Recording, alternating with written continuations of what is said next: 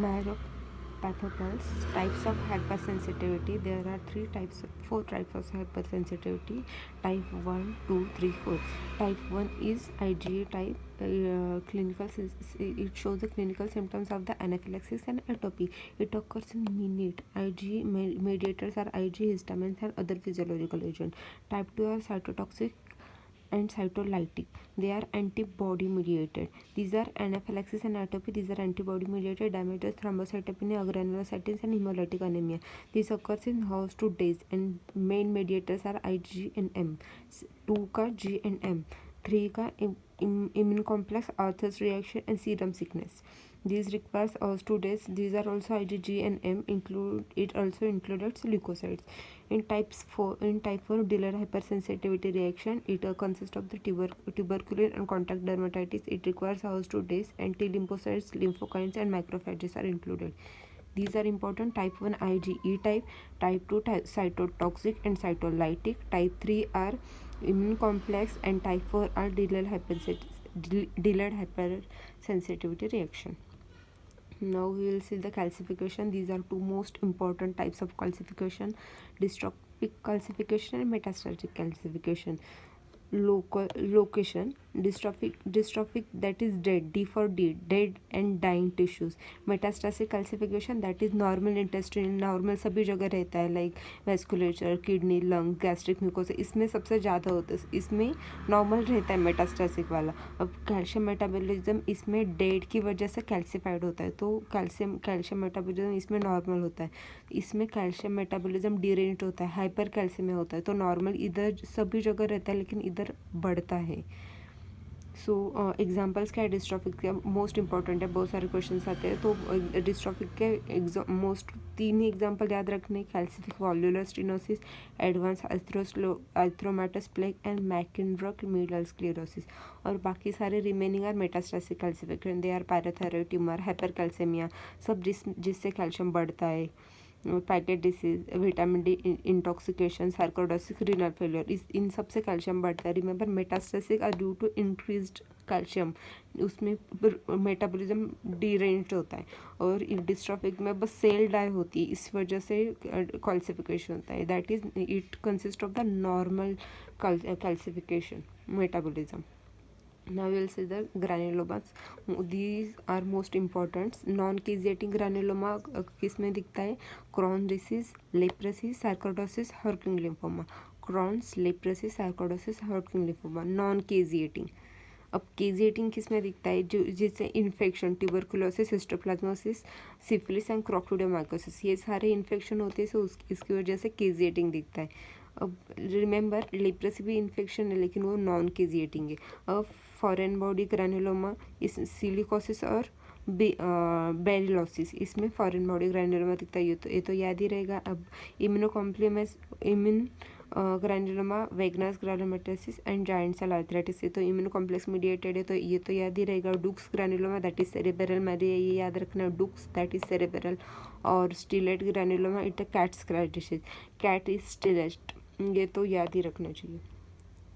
Intracellular accumulation, अब क्या क्या एक्यूमुलेशन किस किस चीज़ में होता है? अब कोलेस्ट्रॉल एंड कोलेस्ट्रॉल एस्टर किस में एक्यूमुलेट होता है?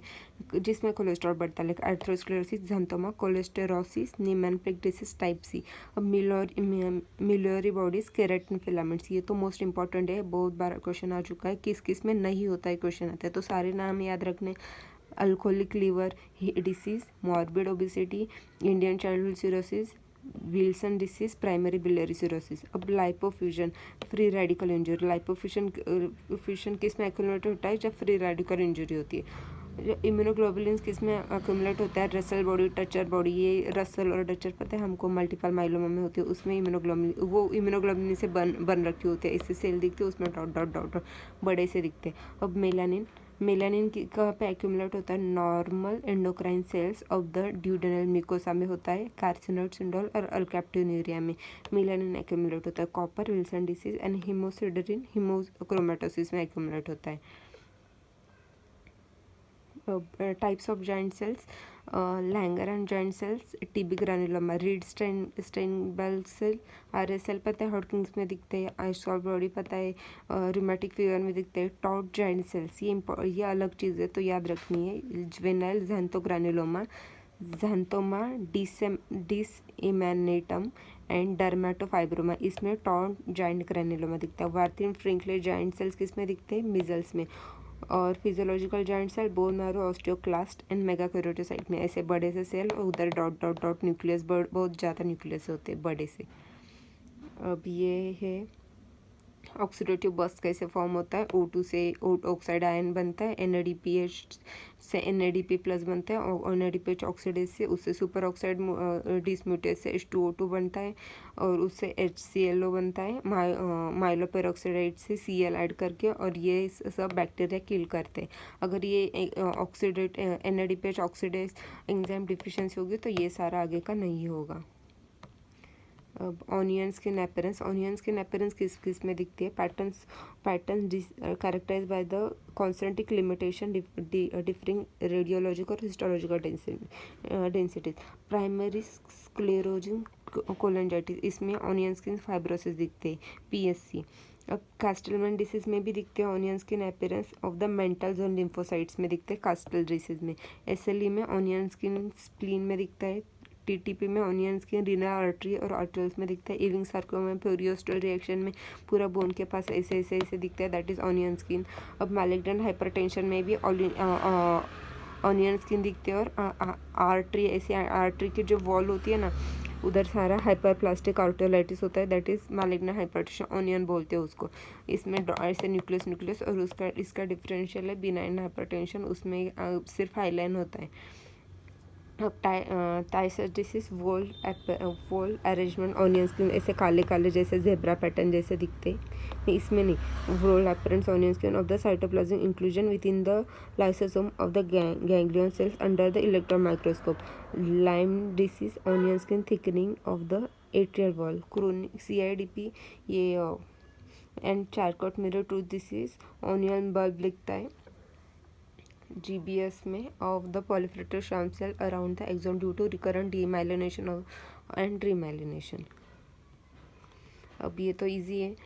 नेक्रोसिस और एपोप्टोसिस में डिफरेंशिएट कैसे करना है? नेक्रोसिस तो कोई भी अगर इंजरी वगैरह मतलब कुछ भी गलत चीज़ हो रही है तो नेक्रोसिस, और खुद से सुसाइड कर रहे हैं दैट इज़ एपोप्टोसिस। नेक्रोसिस में क्या मैकेनिज्म होता है? इंजाइम और ischaemic process and passive process होते हैं, ये तो खुद से सुसाइड करते हैं दैट इज़ एक्टिव प्रोसेस, और जेनेटिकली प्रोग्राम होते हैं। अब मतलब खुद से मतलब खुद मर जाते हैं एज होने के बाद।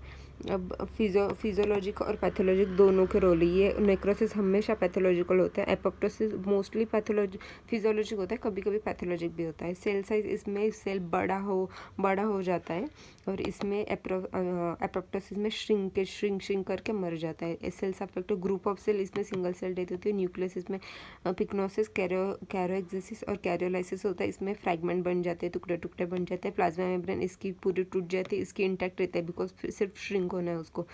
सेलुलर कंटेंट्स एंजाइम डाइजेशन में लीक आउट द सेल, से बाहर निकल जाता है, ऐसे पूरा स्वेल होता है तो बाहर निकल जा सकता है, और ये इंटैक्ट रहता है बिकॉज जो मेम्ब्रेन होती है वो टूटती नहीं, तो इंटैक्ट रहती है और सब जो है अंदर ही रहता है। इन्फ्लामेशन इसमें होता है, इसमें नहीं होता। मार्कर इसका नेक्रोसिस का कोई मार्कर नहीं है। एपोप्टोसिस का एनेक्सिन 5 मोस्ट इंपॉर्टेंट है, और page most important DNA electrophoresis smear pattern दिखता है नेक्रोसिस में, और एपोप्टोसिस में स्टेप लैडर पैटर्न।